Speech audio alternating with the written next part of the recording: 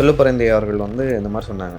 இந்த மாதிரி வந்து தவறு செய்வதற்கு மாவுக்கட்டுகள் இன்னும் வலுவாக போட வேண்டும் அப்படின்னு சொல்லிட்டு பேசியிருந்தார். என்ன பேச்சு பேசுறதுன்னு ஒரு விவஸ்தை இல்லை. தொண்டரார்கள் தான் கைதியானாலும் கொடி கட்ட வேண்டிய ஆளுமா செல்வப்பிரந்தை. ஆடிட்டர் பாண்டியன் கொலை வழக்கு என்று இப்போது நீங்கள் கூகுளில் தேடினாலும் கிடைக்கும். குண்டாஸில் டீட்டெயின் ஆனவர். செல்வப்பிரந்தை மீது வெடிகுண்டு, கொலை முயற்சி வழக்கு உள்ளிட்ட 5-6 வழக்குகள் நிலுவையில் இருக்கின்றன. இப்படிப்பட்ட நபர் குண்டாஸில் டீட்டெயின் ஆனவர். ஃபஸ்ட்டு முதலில் வந்து ஒரு செல்வப்பெருந்தகை தமிழக காங்கிரஸ் கமிட்டியின் தலைவராக இருப்பதற்கு துளியும் அருகதை இல்லாத ஒரு நபர். அதை சொல்லிடுறேன். நான் கட்ட பஞ்சாயத்து பண்ணிட்டு இருந்த நபர் தான் செல்வப்பெருந்தகை. என்னையா பேச்சுது? போலீஸு இந்த காலு கையை உடைக்கும் போது இல்லாமல் வெறுமனே இந்த மாதிரி ஃப்ராக்சர்லாம் அது இருக்காது. இந்த முட்டியை நொறுக்கிடுவாங்க. நிரந்தர ஊனம். அதை சொல்லிடுறேன். அதாவது அவங்களோட இன்டென்ஷன் என்னன்னா, நீ பழையபடி ஃபங்க்ஷன் பண்ண முடியாது, ரவுடித்தனம் பண்ண முடியாதுன்றதுக்காக நிரந்தர ஊனமாக்கிடுவாங்க. குட்டையாயிடும், இது மாதிரி ஆகிடும். இப்படி செல்வப்பிரந்தை ஆக்கியிருந்தாருன்னா இன்றைக்கி லண்டனில் ப்ராப்பர்ட்டி வாங்கிட்டு சுற்றுவார் அவர். செல்வப்பிரந்தை ஹிஸ்ட்ரி ஷீட்டரு. நான் சொல்ல, அண்ணாமலை சொல்லி ஹிஸ்ட்ரி ஷீட்டரு. அண்ணாமலை சொல்ல யார் சொன்னால் அதான் உண்மை. ஆமாம், உன் காலை உடச்சிக்கிட்டா சார். அவர் தான் அநேகமாக ரீசெண்டாக பிஜேபியில் வந்து எவ்வளோ கிரிமினல்கள் இருக்காங்கன்னு லிஸ்ட் கொடுத்தாருன்னு நினைக்கிறேன். அந்த பஞ்சாயத்து ஆரம்பிச்சது. எங்கள் கட்சியில் கிரிமினல் இருக்குன்னு சொல்லி நீயே கிரிமினல்னு அண்ணாமலை ஆரம்பிச்சாரு. அண்ணாமலை கடைசியாக ஒன்று சொல்லிட்டு அதுக்கப்புறம் போய் செல்வப்பிரந்தை காலில் விழுந்துருப்பாரு. அண்ணாமலை காலில். நான் சொல்கிறேன், லண்டனில் ஏது உனக்கு சொத்துன்னு கேட்டார் அண்ணாமலை. எல்லாருக்கும் ஊருக்கே தெரியும். போலீஸ் அதிகாரியாக இருந்த அண்ணாமலை அவர்கள் கூட கையை காலை உடைக்கணும்னு இது வரைக்கும் வெளிப்படை பேசுனது இல்லைப்பா. சொன்னார். பேசக்கூடாது. இல்லை, நீதிமன்றம் மூலமாக என்ன தண்டனை கொடுத்தாலும் ஓகே. இது ரவுடித்தனப்பா. இப்போ பாலியல் குற்றத்தில் ஈடுபட்டவங்களை கை காலை உடைச்சிட்டோன்னு சொல்லிட்டு நீங்கள் சொல்லிட்டீங்க.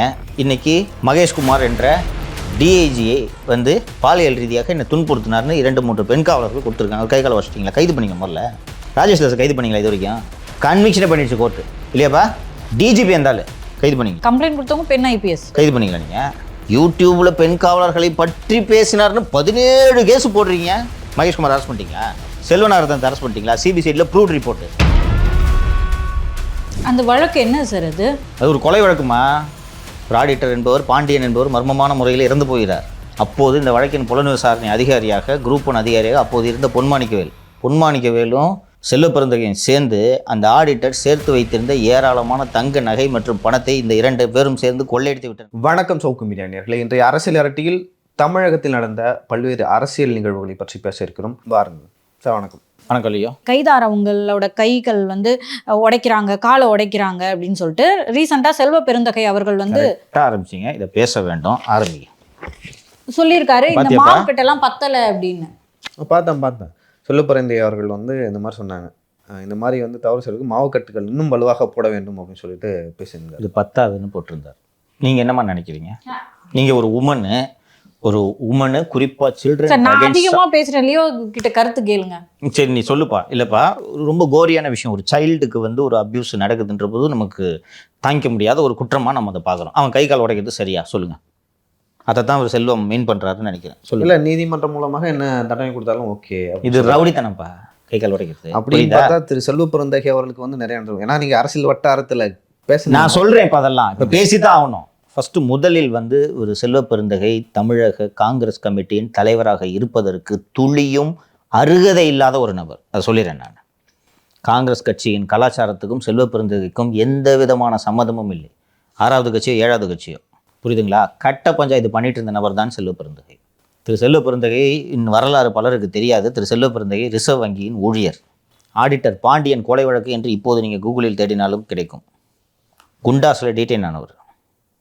செல்வப்பிரந்தை மீது வெடிகுண்டு, கொலை முயற்சி வழக்கு உள்ளிட்ட 5-6 வழக்குகள் நிலுவையில் இருக்கின்றன. இது ஒரு நியூஸ் கார்டு இருக்குது, நான் அதை எடுத்து அனுப்புகிறேன். நீங்கள் அதை போட சொல்லுங்கள். இப்படிப்பட்ட நபர் இன்னைக்கு அது எல்லாத்தையும் தொகுத்து சோஷியல் மீடியாவில் எழுத ஆரம்பிச்சாங்க. ஏற்கனவே நான் சிறையில் இருந்த சமயத்தில் நினைக்கிறேன் அண்ணாமலைக்கும் இவருக்கு ஒரு பஞ்சாயத்து வந்து இவர் மேலே இருந்த கிரிமினல் கேஸ் பட்டியலை பூரா எடுத்து போட்டுட்டு அண்ணாமலை கடைசியாக ஒன்று சொல்லிட்டு அதுக்கப்புறம் போய் செல்வப்பிரந்தை காலில் விழுந்துருப்பார். அண்ணாமலை காலில். நான் சொல்கிறேன், லண்டனில் ஏது உனக்கு சொத்துன்னு கேட்டார் அண்ணாமலை.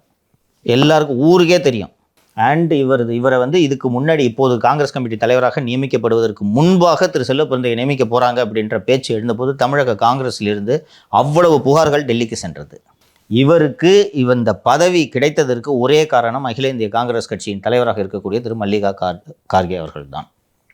அது எப்படி கிடைக்கிறது என்றால், மல்லிகார்ஜுன கார்கே அவர்களின் மகன் திரு பிரியங்க் கார்கே கர்நாடகாவில் அமைச்சராக இருக்கார். பிரியங்க் கார்கேவின் மனைவிக்கு சிகிச்சை எடுப்பதற்கு சென்னை ஏதோ ஒரு தனியார் மருத்துவமனைக்கு வரும்போது அவரை செல்வப்பெருந்தகை ஹாஸ்பிட்டல் உள்ளிட்ட எல்லா விஷயங்களிலும் கவனித்து கொண்டார் என்ற ஒரே விஷயத்தின் அடிப்படையில் தான் இன்று அவர் காங்கிரஸ் கமிட்டியின் தலைவராக நியமிக்கப்பட்டிருக்கிறார். சரி, வந்துட்டீங்க அந்த பதவிக்கு, துளியும் தகுதி இல்லாத நபர், அதை நான் சொல்கிறேன். வந்துட்டீங்க, அந்த பதவிக்குரிய கண்ணியத்தோடு நடக்க வேண்டுமா வேணுமா? 150 வருஷம் கட்சியை எதிரி நம்மளை வந்து அடித்தானா அடியை வாங்கிக்கிட்டு நாம் நடத்தணுன்ற அஹிம்சையை போதித்த கட்சி காங்கிரஸ் கட்சி. இன்றைக்கி அவங்க லீடர் ராகுல் காந்தியும் அதை தான் போதிக்கிறாரு. என்னையா பேச்சு இது? போலீஸு இந்த காலு கையை உடைக்கும் போது இல்லாமல் வெறுமனே இந்த மாதிரி ஃப்ராக்சர்லாம் அது இருக்காது, இந்த முட்டியை நொறுக்கிடுவாங்க. நிரந்தர ஊனம், அதை சொல்லிடுறேன். அதாவது அவங்களோட இன்டென்ஷன் என்னன்னா, நீ பழையபடி ஃபங்க்ஷன் பண்ண முடியாது, ரவுடித்தனம் பண்ண முடியாதுன்றதுக்காக நிரந்தர ஊனம் ஆக்கிடுவாங்க. குட்டையாயிடும், இது மாதிரி ஆக்கிடும். இப்படி செல்வ பிறந்தை ஆக்கியிருந்தாருன்னா இன்றைக்கி லண்டனில் ப்ராப்பர்ட்டி வாங்கிட்டு சுற்றுவார் அவர். என்ன பேச்சு பேசுறதுன்னு ஒரு விவஸ்தை இல்லை. அந்த வழக்கு என்ன சார் அது? எது? ஏதோ ஆடிட்டர் வழக்கு. அது ஒரு கொலை வழக்குமா? ஒரு ஆடிட்டர் என்பவர், பாண்டியன் என்பவர் மர்மமான முறையில் இறந்து போகிறார். அப்போது இந்த வழக்கின் புலன் விசாரணை அதிகாரியாக, குரூப் 1 அதிகாரியாக அப்போது இருந்த பொன்மாணிக்கவேலும் செல்வ பிறந்தகையும் சேர்ந்து அந்த ஆடிட்டர் சேர்த்து வைத்திருந்த ஏராளமான தங்க நகை மற்றும் பணத்தை இந்த 2 பேரும் சேர்ந்து கொள்ளையடித்து விட்டனர். அந்த பணத்தை வச்சு தான் செல்வ பிறந்தகை இன்று வரை முதலீடு செய்து வாழ்ந்து கொண்டிருக்கிறார். இதில் ஊரில் இருக்க அத்தனை பேருக்கும் தெரியும். விடுதலை சிறுத்தைகள் ஒவ்வொரு கட்சியாக இவர் போனதுக்கு காரணம் தான் நான் தான் சொன்னேன். அங்கே இந்த என்ன தெருப்பு, அது இந்த தெரு பேர் மறந்து போச்சு, இந்த கம்பெனி பேர் சின்னையா தெரு 30 சின்னையா தெரு பில்டிங் இருக்குல்ல, அந்த பில்டிங்கில் வச்சு கட்ட பஞ்சாயத்து பண்ணுறது தான் செல்வ பிறந்தகைக்கு 25 வருஷமாக வேலை. செல்வ பிறந்தகை ஹிஸ்ட்ரி ஷீட்டரு. நான் சொல்ல, அண்ணாமலை சொல்ல ஹிஸ்ட்ரி ஷீட்டரு. அண்ணாமலை சொல்ல, யார் சொன்னா அதான் உண்மை. ஆமாம், உங்க காலை உடச்சிக்கிட்டா சார். அவர் தான் அநேகமாக ரீசெண்டாக பிஜேபியில் வந்து எவ்வளோ கிரிமினல்கள் இருக்காங்கன்னு லிஸ்ட் கொடுத்தாரு. அதில் தான் அந்த பஞ்சாயத்து ஆரம்பிச்சது. எங்கள் கட்சியில் கிரிமினல் இருக்குன்னு சொல்லி நீயே கிரிமினல்னு அண்ணாமலை ஆரம்பித்தார். கவனமாக பேசணுமா? ஒரு போலீஸ் அதிகாரியாக இருந்த அண்ணாமலை அவர்கள் கூட கையை காலை உடைக்கணும்னு இது வரைக்கும் வெளிப்படையாக பேசுனது இல்லைப்பா. பேசக்கூடாது.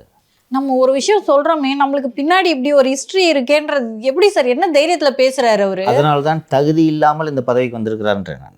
வேறு எந்த அடிப்படையும் இல்லை. அவர் தொண்டராக இருக்கிறது தான் தகுதியானாலும் கொடி கட்ட வேண்டிய ஆளுமா செல்வ பிறந்தகை. காங்கிரஸ் கட்சி தான் ராகுல் காந்தி வர போஸ்ட் ஓட்டுப்பா சத்தியமூர்த்தி பவன் வாசல்ன்ற ஆளை சத்தியமூர்த்தி பவன் உள்ளே இருக்கிற சேரில் போய் உட்கார வச்சிங்கன்னா இதான் நடக்கும். பேசுகிறீங்களே, பேசலாமா? தனிப்பட்ட முறையில் ரூமுக்குள்ளே நம்ம 2 பேரும் பேசிக்கிட்டு வேறுமா, அது கோவத்தில் நம்ம சொல்லுவோம். இப்போ நீங்கள் பெண்ணாக இருக்கீங்க, என்னங்க 12 வயசு குழந்தைய போய் இப்படி பண்ணியிருக்கான், அவனெல்லாம் சுடணும், அவன் கை காலை உடைக்கணும், அவனை கேஸ்ட்ரேட் பண்ணணும், இப்படிலாம் நீங்கள் பேசிக்கலாம். ஆனால் பொது வெளியில் பேசும்போது நம்ம அதை பேசக்கூடாது. நாமளே இவ்வளோ பொறுப்போடு இருக்கும்போது நீங்கள் ஒரு அரசியல் கட்சியோட தலைவர், ஒரு தேசிய கட்சியை ஒரு தமிழ்நாடு போன்ற ஒரு அறிவுசார் மாநிலத்தில் ரெப்ரசன்ட் பண்ணக்கூடிய தலைவர், என்ன பேச வேண்டும்னு இருக்கா இல்லையா? எனக்கு அவ்வளோ கோவம் வந்துருச்சு. நீங்கள் இப்படி இதெல்லாம் ஏன் நடக்குதுன்றதை சொல்கிறேன் நான். இதில் இந்த கைகாலை உடைக்கிறதுல ரொம்ப முன்னணியில் இருக்கிறது எதுவென்றால் சென்னை மாநகர காவல்துறை. ஊரறிய உடைக்கிறாரு. அண்ணா யூனிவர்சிட்டியில் ஒரு அக்யூஸ்ட் அரெஸ்ட் பண்ணிவிட்டு ஊருக்கே தெரிஞ்சு அவன் கைகாலை உடைச்சி கோர்ட்டு கூட்டின்னு வராங்க. அது பண்ணுறது யாருன்னா இந்த டிஷும் அதிகாரி. அண்டு நம்ம சேனலில் தான் செல்வ பெருந்தகை தலித்துகள் பெயரை சொல்லி செய்த அந்த மிகப்பெரிய அந்த வண்டி கழிவுநீர் அகற்று இயந்திரம் வாங்கியதில் செய்த மிகப்பெரிய ஊழல் மோசடியை நம்ம சேனலில் ஆவணங்களோடு அம்பலப்படுத்தினோம். அதுக்கு தானே மேலே முதல் கேஸ் போட்டாங்க. அப்போ யார் சொல்லி அருண் இதை செய்திருப்பார்? புரியுதுங்களா? பட்டியலினத்துக்காக பேசுகிறோம் சொல்லிட்டு அந்த பட்டியலினத்தையே பயன்படுத்தி நீங்கள் இந்த மாதிரி மோசடி பண்ணுறதெல்லாம் ஊர் உலகம் பார்த்துக்கிட்டு தெரியாமல் இருக்காதெல்லாம் நினச்சிக்காதீங்க. அந்த அடிப்படையில் தான் இவர் சொல்கிறத அருண் செய்கிறாரு. ஏன்னா அருணுக்கு இவர் போன்ற நபர்கள் தான் தேவை. இப்போ ஒரு அரசியல் கட்சி தலைவர் கை காலை உடைக்கிறத ஜஸ்டிஃபை பண்ணி இன்னும் வலுவாக மாவு கட்டு போட்டுன்னு சொன்னால் இதைத்தானே அருண் பேசினாரு. ரவுடிகளுக்கு புரியும் மொழியில் பேசுவோம்னா இல்ல சார், அது அவர் போய் சொல்லிட்டாரு. நிறைய தெலுங்கு ரவுடிகள் இருக்காங்க, தெலுங்கில் சொல்லுவோம் கன்னடா ரவுடி அப்படின்றதுனால. அவர் கமிஷனர் அருண் அவர்களுக்கு தெலுங்கு தெரியுமான்னு தெரியல. இதற்கெல்லாம் அங்கீகாரம் கொடுக்கவே கூடாதும்மா, கொடுக்கவே கூடாது. எனக்கு இன்னும் ஆச்சரியம்னா அண்ணாமலை போலீஸ் ஆஃபீஸர், போலீஸ் எப்படி பேசுவாங்கன்னு உங்களுக்கு தெரியும். நான் வில் பிரேக் இஸ் லிம்ஸும்பாங்க. அவர் கூட இதை சொல்லலை. அகிம்சை போதிக்கிற ஒரு கட்சியிலேருந்து வந்துக்கிட்டு நீங்கள் வலுவாக மாவு கட்டு போட்டுட்டுனா இதனால்தான் உயர உயர பறந்தாலும் ஊர்க்குருவி ஒரு நாளும் பருந்தாகாது. அது திரு செல்வ பெருந்தகை அவர்களின் விவகாரத்தில் உண்மையாகிவிட்டது. எனக்கு அவ்வளோ கோவம் வந்துச்சு. நான் பார்க்குறேன் எவ்வளோ மோசமான கிரிமினலாக மட்டும் கூட இருக்கட்டுமா, நீதிமன்றம் அவனை தண்டனை கொடுக்கும், தூக்கு தண்டனை கூட கொடுக்கட்டும். ஏன்னா சட்டத்தில் இருக்காது. மரண தண்டனைக்கு எதிர்த்து பேசுகிறோம்ன்றதெல்லாம் வேற, சட்டத்தில் இருக்கு. நீங்கள் அந்த தண்டனை கொடுங்க. அது எப்படி கைகாலை உடைப்பீங்க? இப்போ பாலியல் குற்றத்தில் ஈடுபட்டவங்களை கைகாலை உடைச்சிட்டோன்னு சொல்லிட்டு நீங்கள் சொல்லிட்டீங்க. இன்றைக்கி மகேஷ்குமார் என்ற டிஐஜியை பாலியல் ரீதியாக என்னை துன்புறுத்தினார்னு 2-3 பெண் காவலர்கள் கொடுத்துருக்காங்க. கைகாலை உடைச்சிட்டிங்களா? கைது பண்ணிங்களா? முதல்ல ராஜேஷ் தாஸ் கைது பண்ணீங்களா இது வரைக்கும்? கன்விக்ஷனே பண்ணிடுச்சு கோர்ட்டு இல்லையாப்பா? டிஜிபி இருந்தாலும் கைது பண்ணீங்களா? அதுவும் பெண் ஐபிஎஸ் கொடுத்தவங்க, ஆமாம், கம்ப்ளைண்ட் கொடுத்தவங்க பெண் ஐபிஎஸ். கைது பண்ணீங்களா நீங்கள்? யூடியூப்ல பெண் காவலர்களை பற்றி பேசினார்னு 17 கேஸ் போடுறீங்க. மகேஷ்குமார் அரெஸ்ட் பண்ணிட்டீங்களா? செல்வ நாகரத்னத்தை அரெஸ்ட் பண்ணிட்டீங்களா? சிபிசிஐடியில் ப்ரூவ்ட் ரிப்போர்ட்டு. செல்வ நாகரத்னம் சிவில் சர்வீஸுக்குன்று வந்த பெண்ணை பாலியல் ரீதியாக துன்புறுத்தியதோடு அல்லாமல் கல்யாணம் பண்ணிக்கிறேன்னு ஏமாற்றி ஃப்ராட், அது ரேப். அது இன்னைக்கு சட்டத்தின்படி பண்ணியிருக்காருன்னு அந்த பொண்ணு புகார் கொடுத்து அந்த புகார் சிபிசிஐடிக்கு போய் சிபிசிஐடி ப்ரூவ்டுன்னு போட்டுருச்சு. கைது பண்ணிட்டீங்களா நாகரத்ன, செல்வ நாகரத்னத்தை? அப்புறம் எப்படி ஞானசேகரன் கைகால் உடைக்கிறீங்க நீங்கள்? அதுக்கு இவர் சப்போர்ட்டு. வலுவாக மாவு கட்டு போடணுமா? நான் பேச்சுமா? இந்த கட்சி ஏன் விளங்காமல் போகுதுன்னா இப்படிப்பட்ட ஆட்களை எல்லாம் கொண்டு வந்து இங்கே உட்கார வைப்பது தான், இல்லை வேறு எந்த சந்தேகமும் இல்லை. சார், நம்ம தொடர்ந்து தமிழகத்தில் வந்து அந்த டிஎன்பிசி மூலமாக வந்து அதான் எந்த வேலையாக இருந்தாலும் அதன் மூலமாக வந்து நம்ம செய்ய வேண்டும் அப்படின்னு சொல்லிட்டு அப்போ பிடிஆர் இருந்தார், அவர் கொண்டு வந்தார் நினைக்கிறேன். அதன் பிறகு வந்து அந்த முறை வந்து முற்றிலுமாக மாறி வந்து இப்போ தற்பொழுது வந்து எஸ்ஐ அந்த பணியமர்த்தலில் வந்து முறைகேடு நடப்பதாக ஒரு குற்றச்சாட்டு வந்திருக்கு. ஒரு கூடுதல் டிஜிபி அந்த குற்றச்சாட்டை சுமத்தினார். ஒரு டிஜிபி சுமத்தினார். அவர் மேலே கூட வந்து கொலை முயற்சிலாம் வந்து நடந்தது. நீங்கள் வந்து பஸ்ட்டு பிரேக் பண்ணீங்க, விகடனில் கூட வந்து ஜூனியர் வேகனில் வந்து அட்டைப்படமாக வந்தது. அதோட பின்னணி தான் இதான் சார். ஏற்கனவே வந்து இந்த அரசு செய்யவிருந்த ஒரு மாபெரும் தவறு தவிர்க்கப்பட்டது. தமிழக காவல்துறையில் சைலேந்திர பாபு என்ற கோமாளி அதிகாரி ஒருவர் இருந்தார். அந்த அதிகாரி ஓய்வு பெற்ற பிறகு எப்படியாவது டிஎன்பிஎஸ்சியின் தலைவராக வேண்டும் என்று கடும் முயற்சிகளை செய்தார். இந்த அரசே கோமாளி அரசு என்பதால் அவரை நியமிக்க இருந்தது. நான் உள்ளிட்ட சிலர் வந்து திரு சைலேந்திர பாபு இந்த குரூப் 1 ஐஏஎஸ் கோச்சிங் சென்டரில் சிலவற்றிற்கு திரு சைலேந்திர பாபு நெருக்கமானவர் அப்படின்ற விஷயங்களெல்லாம் பொதுவெளியில் போட்டு ஏற்கனவே ஒரு 2-3 இன்ஸ்டியூட்டில் பார்ட்டிசிபேட் பண்ணி பேசியிருக்காரு. இவர் பார்ட்டிசிபேட் பண்ணி நெருக்கமாக இருக்கக்கூடிய ஒரு இன்ஸ்டியூட்டு டிஎன்பிஎஸ்சி ஸ்கேமில் சம்மந்தப்பட்டிருக்கின்ற விஷயங்களை பொதுவெளிக்கு வைத்தோம். சைலேந்திர பாபு இவ்வாறு நியமிக்கும் அந்த கோப்பு ஆளுநர் மாளிகைக்கு சென்றபோது ஆளுநர் அரிதாக எடுத்த சில சரியான முடிவுகளில் இதுவும் ஒன்று. கோப்பை திருப்பி அனுப்பி வேறு ஆள் இருந்தால் எத்தனை பேர் ஃபஸ்ட் நீ கால் ரெஃபர் பண்ண, எத்தனை பேர் அப்ளை பண்ணாங்க, டீட்டெயில்ஸ்லாம் கொடுன்னு கேட்டோன்னே பயந்துட்டாங்க. இதற்குள் பொதுவெளியில் ஆளுநர் திருப்பி அனுப்புகிறான்னு நியூஸ் வந்தோடனே சைலேந்திர பாபு போயிடுச்சு. நாம் நினைத்தது போலவே இப்போது ஒரு ஐஏஎஸ் அகாடமியில் போய் சைலேந்திர பாபு பார்ட்னராக சேர்ந்துட்டார். இது ஒரு புறம் இருக்கா.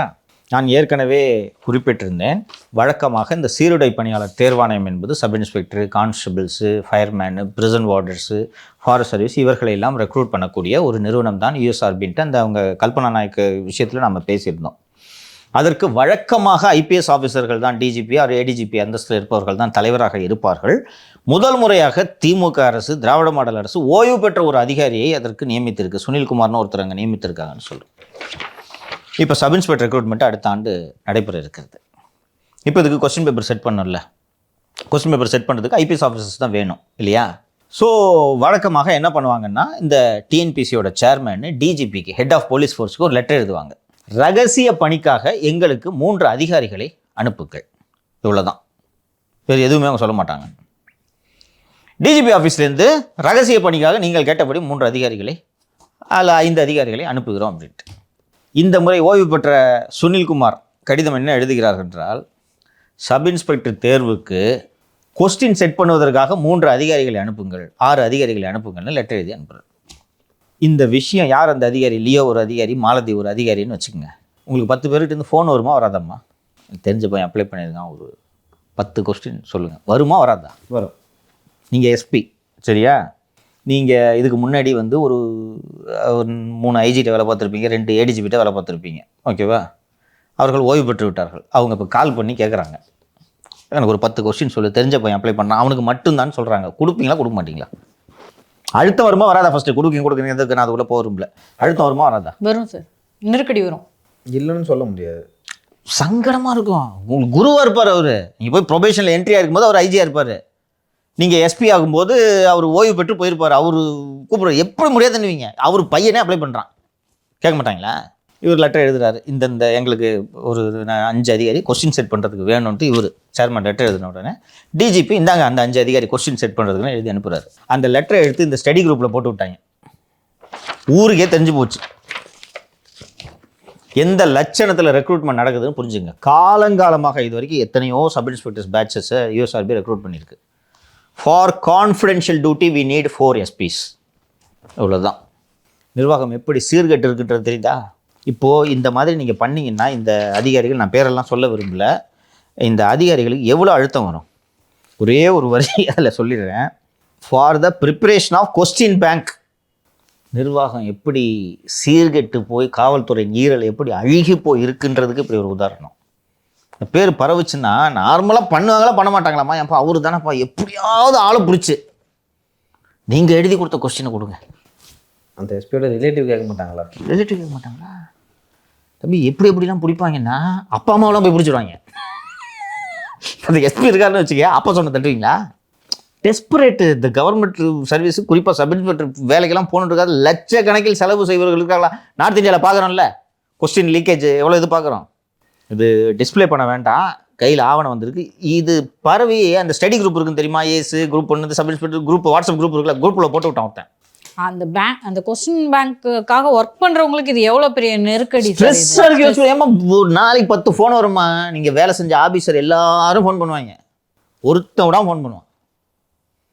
என்ன கவர்மெண்ட் தர்ம சங்கடமான விஷயம் சார். எவ்வளோ இது ஒரு மோசமான கவர்மெண்ட்டு நான் ஏன் அழுத்துக்கிறேன்ட்டு தெரியுதா உங்களுக்கு? இது பேசிக்ப்பா. காலங்காலமாக கான்ஃபிடென்ஷியல் டியூட்டிக்கு கொடுன்னு தான் கேட்பாங்க. கான்ஃபிடென்ஷியல் டியூட்டி கொடுங்க, எழுதிட்டு போங்க. எதுக்கு வந்து ப்ரிப்பரேஷன் ஆஃப் கொஸ்டின் பேங்க்னு எதுக்கு? சப் இன்ஸ்பெக்டர் ரெக்ரூட்மெண்ட்டில் for the purpose of preparation of question bank. இன்னொன்று பழைய ஃபைல் இருக்கும்ல, அதில் என்ன இருக்குன்றதை பார்த்து எழுதினா முடிஞ்சு போச்சு இல்லைப்பா. தொடர்ந்து இந்த சீருடை பணியாளர் தேர்வாணையம் மீது புகார்கள் வந்து கொண்டிருக்கின்றதுக்காக நான் இதை பதிவு பண்ணுறேன். ஏற்கனவே அந்த அம்மா இடஒதுக்கீடு முறையில் ஒழுங்காக பண்ணலைன்றதை அவங்க கல்பனா நாயக் IPS அவர்கள் பதிவு செஞ்சிருக்காங்க. அடுத்தது இந்த பஞ்சாயத்து. இப்போ ஸ்டாலின் அரசு தமிழக வரலாற்றில் ஒரு கரும்புள்ளி, வேற ஒன்றும் இதில் சொல்கிறதுக்கு இல்லை. இது போல ஒரு மோசமான அழுகி போன நிர்வாகத்தை தமிழகம் இது வரைக்கும் பார்த்ததே இல்லை, இனியும் பார்க்க முடியாது. அவ்வளோதான். சரிங்க சார், இது வரைக்கும் நீங்கள் கூறிய தகவலுக்குலாம் ரொம்ப நன்றி சார்.